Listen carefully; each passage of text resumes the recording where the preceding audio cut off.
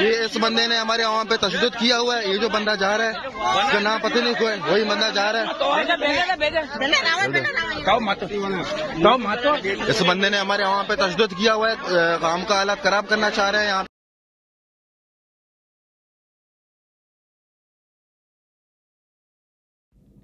جی السلام علیکم ناظرین. آج آپ لوگوں کی خدمت میں کیا بلوچ حاضر ہوں ایک ویلاگ کے ساتھ. دراصل ہماری آج کی ویلاگ کا مقصد گوادر میں پچھلے 4 دنوں سے جاری پولیس آپریشن کے متعلق ہے. آپ سب نے یقیناً کہیں نہ کہیں سوشل میڈیا پہ یا میڈیا پہ سنا ہوگا کہ گوادر میں اس وقت ایک پولیس کریک ڈاؤن جاری ہے. یہ پولیس کریک ڈاؤن حق دو تحریک جو ایک سیول رائٹس موومنٹ ہیں, وہ پچھلے 2 سال سے گوادر میں گوادر کے مقامی ماہی گیروں کی حقوق کے لیے سرگرم ہیں. ان کے خلاف اس آپریشن کا انعقاد سنڈے کی شب کی گئی.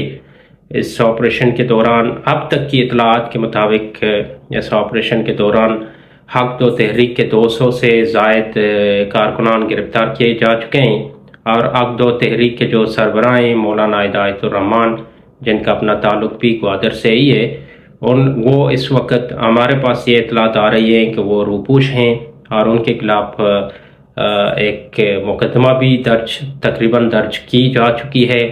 مولانا اور ان کے کارکنوں پہ الزام ہے کہ گوادر میں سنڈے کی شب جب پولیس اور سیاسی کارکنان حق دو تحریک کے جو کارکنان ہیں ان کے درمیان جو کلیشز ہوئے, تو اس کے نتیجے میں ایک پولیس اہلکار جاں بحق ہو گئے تھے. تو وہی مقدمہ مولانا ہدایت الرحمان کے خلاف تقریباً درج کی جا چکی ہے. اس کے علاوہ حق دو تحریک کے بانی رہنماؤں میں سے حسین واڈیلا صاحب بھی اس وقت پولیس کی تحویل میں ہیں. یہ میں ذرا اس کے بیک گراؤنڈ پہ جانا چاہوں گا کہ حق دو تحریک دراصل ہے کیا, ان کے مطالبات کیا ہیں, وہ کب سے گوادر میں احتجاج کر رہے ہیں.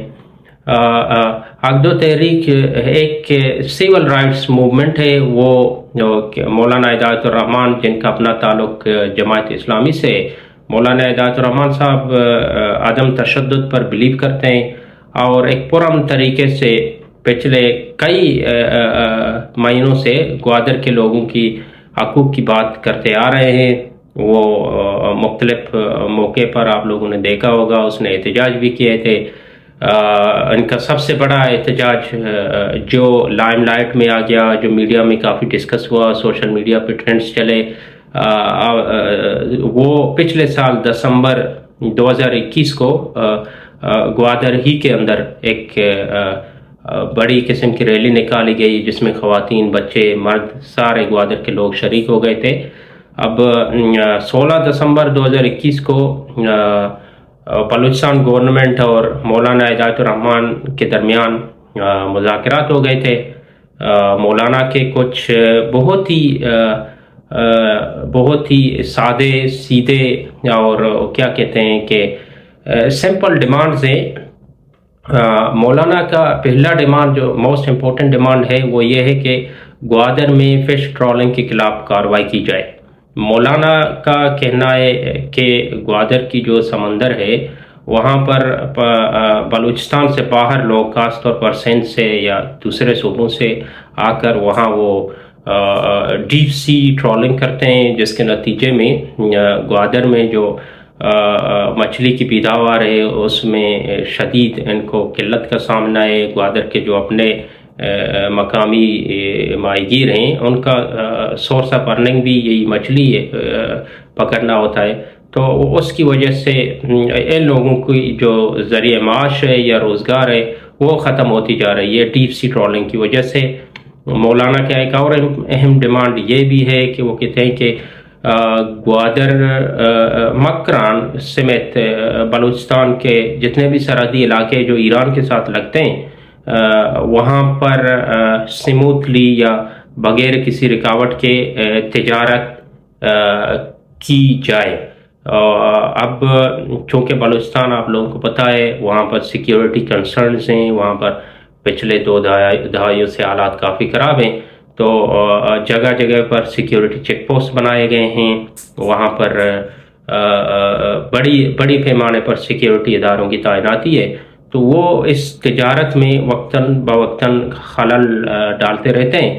مولانا صاحب کا دوسرا ڈیمانڈ یہی ہے کہ ایرانی سرحد کے ساتھ ہماری جو تجارت ہے وہ نہیں روکنی چاہیے، کیونکہ یہ ذریعہ معاش ہے وہاں کے لوگوں کا۔ تیسرا جو ڈیمانڈ ہے مولانا صاحب کے کافی سارے ڈیمانڈ ہیں، لیکن جو امپورٹنٹ تیسری ڈیمانڈ ہے وہ بلوچستان سے لاپتہ افراد کی بازیابی۔ بلوچستان، جیسے میں نے پہلے آپ لوگوں کو کہا کہ پچھلے 2 دہائیوں سے ایک کنفلکٹ زون بن چکی ہے، وہاں پر ریاستی ادارے ایک آپریشن میں انگیجڈ ہیں بلوچ انسرجنٹس کے خلاف، تو وہاں پر کافی لوگ ہزاروں کی تعداد میں، کچھ لوگ کہتے ہیں ہزاروں، سرکاری ادارے کہتے ہیں سینکڑوں، بہرحال جو بھی ہے وہاں پر لوگ اٹھائے گئے ہیں۔ مولانا صاحب کا ایک ڈیمانڈ لاپتہ افراد کی بازیابی ہے۔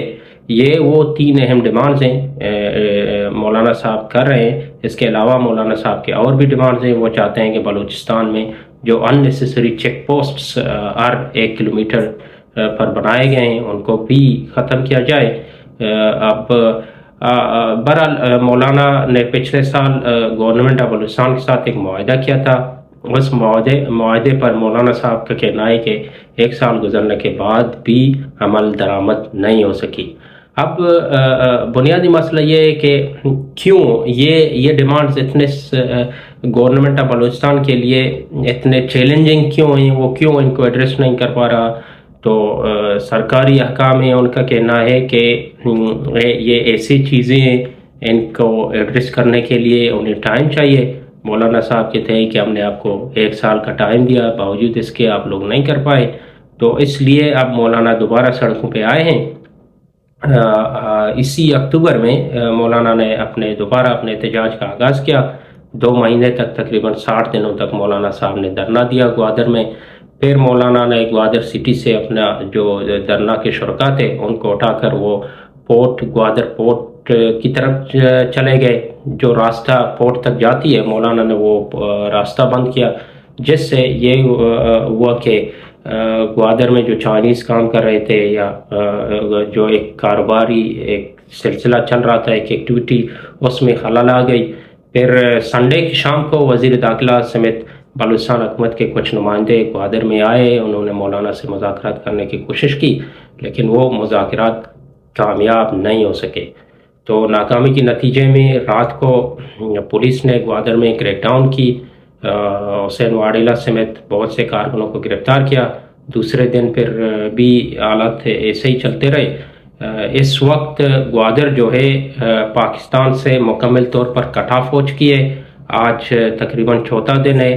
اس وقت گوادر میں ابھی مجھے اطلاعات آ رہی ہیں کہ گوادر میں 4 دن بعد موبائل نیٹ ورک تو بحال کیے جا چکے ہیں، لیکن انٹرنیٹ سروس کی سپلائی ابھی تک معطل ہے وہاں پر۔ تو اس لیے گوادر سے ہمیں کوئی خاص قسم کی انفارمیشن نہیں آ رہی ہے۔ جو لوگ گوادر میں ہیں وہ وہاں سے ویڈیوز وغیرہ بنا کر تربت میں آ جاتے ہیں، وہاں سے ہمیں بھیج رہے ہیں، کچھ لوگ شاید کراچی سے بھیج رہے ہیں، لیکن ابھی تک کوئی مصدقہ اطلاعات نہیں ہے کہ کتنے لوگ پکڑے گئے ہیں، مولانا صاحب خود اس وقت کہاں پر ہیں، ان کا نیکسٹ لائے عمل کیا ہے۔ ہم کوشش کر رہے ہیں کہ مولانا سے ہماری بات چیت ہو سکے، لیکن مولانا اس وقت آؤٹ آف ریچ ہیں۔ اب دوسرا جو کنسرننگ ڈیولپمنٹ یہ ہے کہ گوادر کے ساتھ جو ایڈجسنٹ ڈسٹرکٹ ہے تربت، ضلع کیچ، جن کا ہیڈ کوارٹر تربت ہے، وہاں پر بھی اب 2 تحریک جو مولانا کی جو سیول رائٹس موومنٹ ہے اس کے خلاف وہاں تربت میں بھی کریک ڈاؤن جاری ہے۔ تربت میں اطلاعات آ رہی ہیں کہ اس وقت 8 لوگ گرفتار کیے جا چکے ہیں۔ بہرحال مولانا کا نیکسٹ لائے عمل کیا ہوگا؟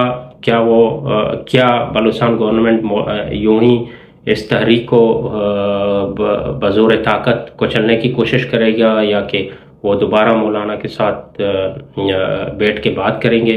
یہ تو ابھی دیکھنا قابل وقت ہے۔